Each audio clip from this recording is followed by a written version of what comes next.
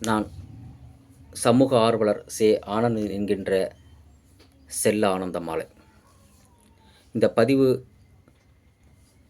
தேசிய மனித உரிமை ஆணையத்திற்கும், மாநில மனித உரிமை ஆணையத்திற்கும், தேசிய எஸ்சிஎஸ்டி ஆணையத்திற்கும், மாநில எஸ்சிஎஸ்டி ஆணையத்திற்கும் இந்த பதிவை நான் புகாராக வைக்கின்றேன்.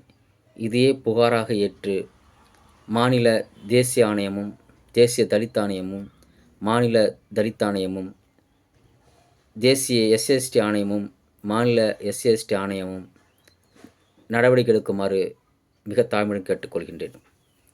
கடலூர் மாவட்டம் ஸ்ரீமுஷ்ணம் வட்டம் கார்மாங்குடி ஆதிராவிட மக்களுக்கு கடந்த 2003, 2004 ஆண்டுகளில் இலவச வீட்டுமனை பட்டா வழங்கப்பட்டது. அதில் சுமார் 180க்கும் மேற்பட்ட பயனாளிகளுக்கு இலவச வீட்டுமனை பட்டா வழங்கப்பட்டதாக கூறுகின்றனர். மீதம் 34 மனைப்பட்டாக்கள் கடந்த 20 வருடங்களாக பயனாளிகளுக்கு அளந்து விடாமல் இருந்ததால், அதை தொடர்ந்து 10 வருடங்களாக நான் பயனாளிகளுக்கு மனப்பட்டா வழங்க வேண்டி பல தருணங்களில் மாவட்ட ஆட்சியர் அவர்களிடம் நேராகவும், மாவட்ட ஆட்சியர் அலுவலகத்தில் நடக்கும் அனைத்து வகையான கூட்டங்களிலும் கலந்து கொண்டு, வருடாந்தோறும் நடக்கும் ஜமாபந்தியில் கலந்து கொண்டு வீட்டுமனை பட்டா வழங்க வேண்டும் என்று கூறி நான் மனு கொடுத்து வருகிறேன். ஆனால் கடந்த 2 வருடங்களாக கடலூர் மாவட்ட வருவாய்த்துறை அதிகாரிகள் எனக்கு வீடு இருப்பதாகவும், நிலம் இருப்பதாகவும் கூறி, எனக்கு பட்டா வழங்க இயலாது, உனக்கு பட்டா வழங்க தகுதி இல்லை, உனக்கு பட்டா வழங்க முடியாது, ஏனெனில் உனக்கு வீடு நிலம் இருப்பதாக கூறி எனக்கு பட்டா வழங்க இயலாது என்று என் மனுவை தள்ளுபடி செய்கின்றனர்.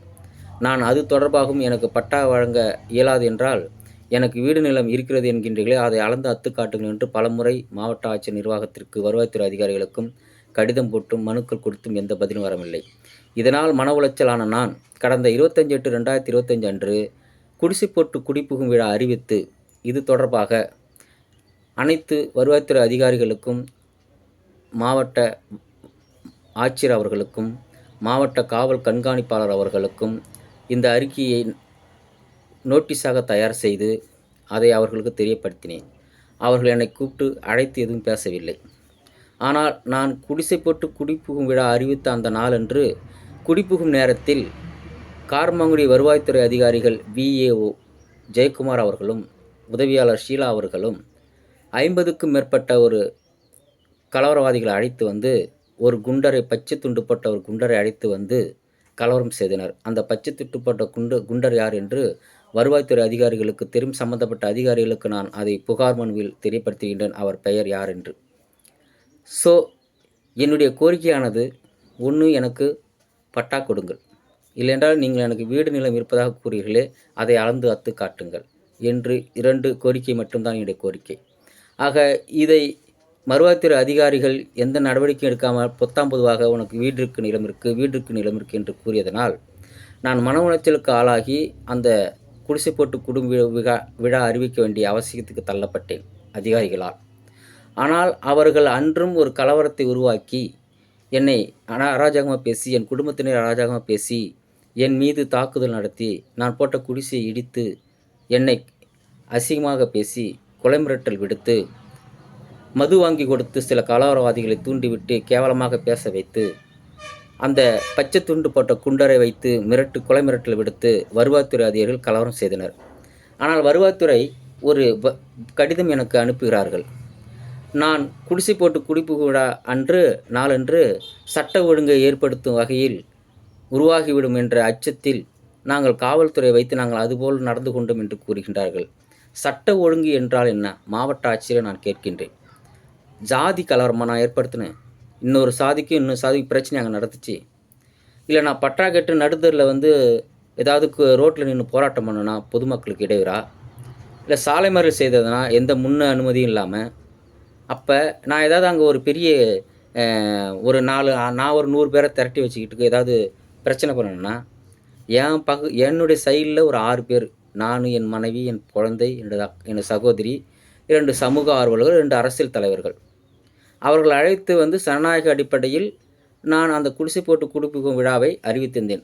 அதை கூட நான் மாவட்ட ஆட்சியருக்கு தெரியப்படுத்தியிருந்தேன். ஆனால் அழைத்து பேசவில்லை. ஆனால் என்னை கலவரவாதி என்று, சட்ட ஒழுங்கு ஏற்படுத்தும் வகையில் நான் நடந்து கொண்டேன் என்று எவ்வளவு ஒரு அபத்தமான பதிலை இந்த மாவட்ட ஆட்சி நிர்வாகம் வழங்குகிறது தெரியுமா? இது எவ்வளோ பெரிய இதை எப்படி எந்த வார்த்தையில் நான் இதை சொல்லுவது என்று எனக்கு ஒன்றும் புரியவில்லை. எனக்கு ஆதங்கம் தான் வருகிறது. ஆக இவர்களே கலவரத்தை தூண்டிவிட்டு, இவர்களே கலவரத்தை செய்துவிட்டு, இவர்களே என்னை அசிங்கமாக பேச வைத்து, இவர்களே கொலை மிரட்டல் விடுத்து, இவர்கள் தப்பித்துக் கொள்வதற்காக என் மீது ஜோடிக்கின்றார்கள். நான் சட்ட ஒழுங்கை ஏற்படுத்திவிடுவேன் என்று. ஆக சட்ட ஒழுங்கு பிரச்சனை எது என்று, சட்ட ஒழுங்கு என்றால் என்ன என்று தெரியாத இந்த மாவட்ட நிர்வாகத்திற்கு நான் என்ன சொல்வதென்று எனக்கு ஒன்றுமே தெரியவில்லை. ஆக இவர்கள் அந்த கலவரவாதியை, அந்த குண்டரை, அந்த பச்சை துண்டு போட்ட குண்டரை அழைத்து வந்து கலவரம் செய்வதற்கு முன்கூட்டியே நான் இவரை வைத்து நீங்கள் மனைப்பட்டா பட்டியல், பயனாளிகள் பட்டியல் தயார் செய்வதாகவும், லஞ்சம் வாங்கி கொண்டு அவர் மூலமாக லஞ்சம் வாங்கி கொண்டு வருவாய்த்துறை அதிகாரிகள் பயனாளிகளுக்கு பட்டா தயார் பண்ணுவதாகவும் நான் குற்றச்சாட்டு வைத்ததற்கும், அன்று கலவரம் நடந்துவதற்கும், அந்த குண்டரை வைத்து கலவரம் செய்வதற்கும் எவ்வளவு பொருத்தமாக இருக்கு பாருங்கள்.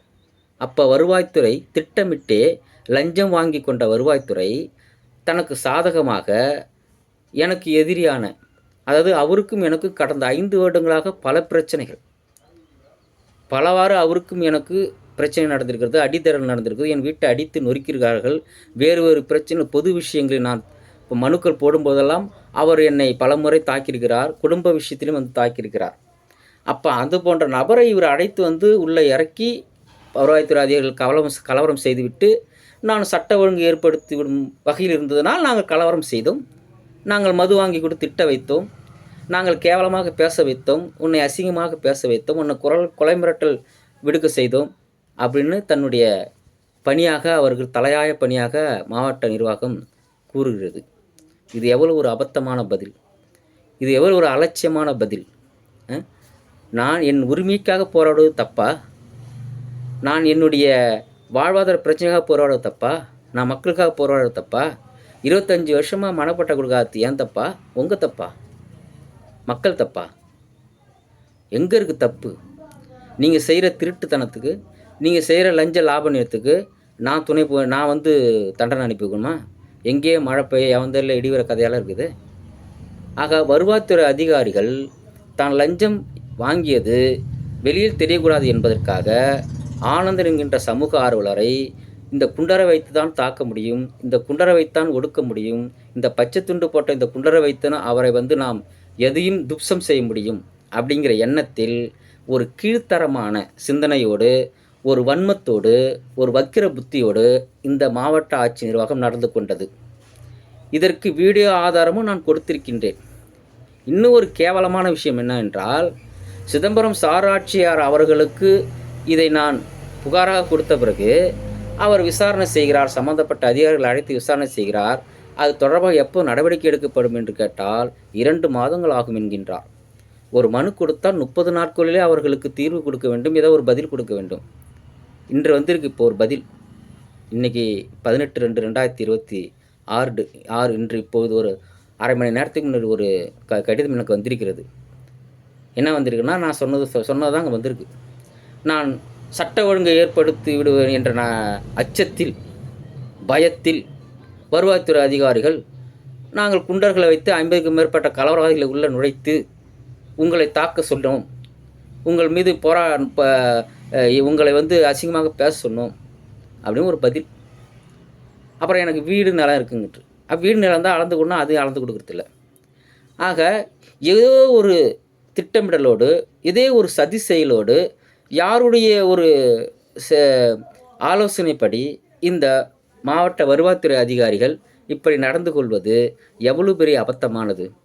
எனவே மாவட்ட ஆட்சியர் மீது வன்கொடுமை தடுப்பு சட்டத்தின் கீழும், SST ஆணையத்தின் மீதும், மனித உரிமை மீறல் மீதும், தேசிய மனித உரிமை ஆணையமும் அவர் மீது நடவடிக்கை எடுத்து கடலூர் மாவட்ட ஆட்சியர் அவர்கள் CB ஆதித்யா செந்தில்குமார் அவர்கள் நடவடிக்கை எடுக்க வேண்டும். ஏனெனில் இவரால் எனக்கு உயிர் ஆபத்து இருக்கிறது.